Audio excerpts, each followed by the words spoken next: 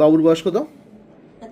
এই যে এখানে একটা সোয়েলিং নিয়ে আসছে 4 বছরের মতো। এই যে এখানে একটা সোয়েলিং, এই পায়ের তালুতে, এই জায়গাটাতে একটু ব্যথা আছে। বাচ্চা তুললে একটু পা সরায় নিচ্ছে। আমরা আমাদের একটু মেশিনটা দিয়ে দেখি একটু কী অবস্থা এখানে।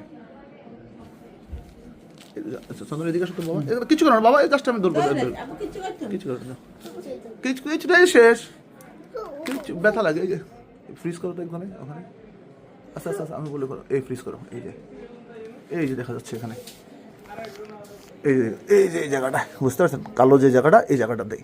আচ্ছা আমরা একটু ইয়েটা দেখি, আবার একটু দেখি, সিএফএমটা দাও, দেখো দেখো আমি দেখতেছি, দেখো, হ্যাঁ দেখি, দেখো তো বাবা, কিচ্ছু করবো না বাবা, দেখি একটু জাস্ট,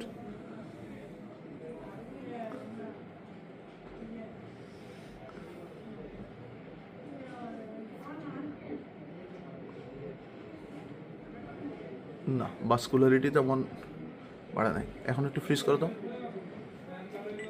হ্যাঁ না ভাস্কুলারিটি তেমন নাই, তার মানে এটা হয়েছে যে কর্ন হবে বা ভাইরাল ওয়াট হবে, এরকম কিছু একটা হবে। কারণ হচ্ছে যে যদি সেলুলাইটিস হইতো, মানে ইনফেকশন হইতো, তাহলে এটা ইয়ে হইতো, এখানে ভাস্কুলারিটি বাড়তো।